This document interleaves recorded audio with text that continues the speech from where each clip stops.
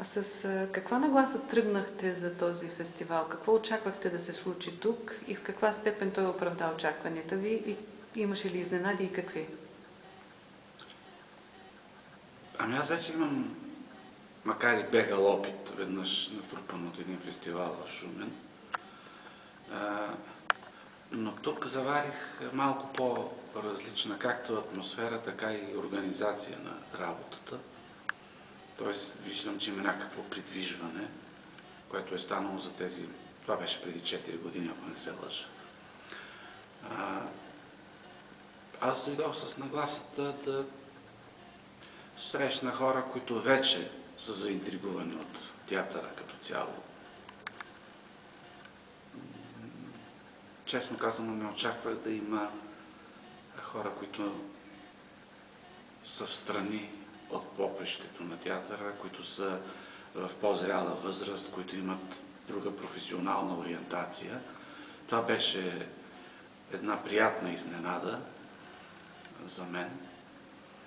И честно казано, очуди ме големия брой записали се участници. От една страна общо за фестивала, от друга страна няма да скрия, че бях приятно изненадан и зарадван от успеха за голямата численост на участниците в моите занятия. Те първия ден бяха малко над 40, втория ден бяха над 30, което е много голямо число, според мен. Така че също така мисля, че атмосферата в хотела, организацията, работните помещения, всичко беше много добре и помагаше да се постигнат целите. Това, за което сме се събрали. Разбира се, беше интересно да се отбележи, че тези от възпитаниците, за които се очаква, че ще кандидатстват за театралните училища, за висшите театрални училища тази есен, очевидно проявяваха по-голяма активност, по-голям интерес. Но аз вчера се натъкнах и на деветокласници, които ми зададоха любопитния въпрос, дали мога да им съдействам бързо до края на май да си вземат 10 и 11 клас наведнъж, за да могат есента да кандидатстват за моя клас. Беше много приятен разговор, наивен и завладяващ в същото време. Ами в тази насока и следващия въпрос, може би благодарение на контактите тук с младите, може би благодарение на други контакти, имате представа в каква степен нашето образование като цяло в България е адекватно и доколко то дава добра подготовка на кандидат-студентите, които искат да се занимават с театър, кино и въобще с изкуство? Моето становище е, че никак не е адекватно. Както началното, така и средното образование. То не е адекватно по няколко линии. Първо, липса в хода на това образование на достатъчна интелектуалност, на достатъчно натрупване в областта на интелектуалното. Също така липса на резултати, свързани с базисното възпитание на хората, включително някакви елементарни етични норми на поведение. Така че ние всички сме изправени пред сериозно изпитание, защото на прага на висшето образование, където и да се извършва то в областта на театъра и наблюдение естествено, ние се срещаме с едни твърде общо проявяващи интереса си към изкуството хора, които нямат абсолютно никаква база в областта на литературата, музиката, въобще естетическото. Това са големи пропуски на образованието и те нанасят много тежки вреди. И Може би точно тук е според мен са много полезни усилията на формация от типа на Монтфис, която очевидно е намерила тази ниша и се грижи да попълни тези пропуски, тези недостатъци на началното и на средното образование. Лаская се от мисълта, че дори да не се насочат след това към театрално образование, голяма част от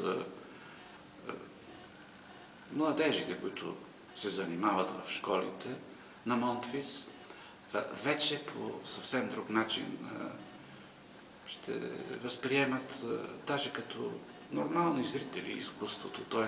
подготвя се от една страна малко по-подготвена публика, от друга страна, разбира се, тези, които имат шанс на базата на дарование и на подготвеност, да имаме и по-добри професионалисти. През септември ще сформирате свой клас. Какво очаквате от студентите, които ще дойдат при вас? Да имат подготовка на гласа в известна степен, доста познание в тази област, или предпочитате те да са една нова книга, върху която да започнете да пишете? Не, една базисна подготовка във всеки случай е полезна. Въпросът е тя да бъде извършена интелигентно, без насилие, без диктат за вижданията на един или друг ръководител за това какъв е театър и как трябва да се прави той, за да може хората, които се явяват, да бъдат не просто едни дресирани машини, а свободни личности, които при подаване на провокация от изпитната комисия или след това вече в основата на един клас за обучение по актьорство, да са достатъчно гъвкави, самостоятелни и да проявят уникалните си личностни настройки. Това е по-важно за изкуството, отколкото техническото, механично усвояване на определени правила, защото после, ако те са по някакви причини неправилно формирани в тях, са много трудни за избиване в бъдеще и често пъти бъдещия студент може да изпадне в униние, може да изпадне в объркване, да си каже, ама чакай, на мен ми казваха еди какво си, а сега твърдят нещо различно. Такава една гъвкавост, такова едно присъствие на базисен интелект е много необходимо при кандидатстването. Между другото, много лесно се разбира, ако един кандидат студентски материал е заучен механично под нечий диктат и човека има твърде минимално участие, освен физическото възпроизвеждане на гласа и жестикулацията, защото при 2-3 паралелно зададени задачи веднага се разбира, че човека е безпомощен в своята лична артистична изява. И фактически това ние правим на приемните изпити. От една страна проверяваме наличието на базисни качества и от друга страна перспективата на този човек. Перспектива за развитие, за обогатяване, за разцъфтяване на онова, което аз наричам уникален личностен принос. И на финала, с какви чувства, с какви емоции си тръгвате днес от фестивала? Какъв е споменът, който ще остане във вас?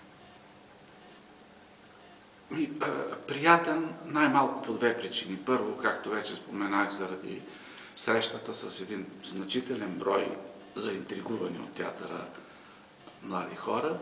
И втора, от друга страна, ние имаме един дефект професионален в нашите среди.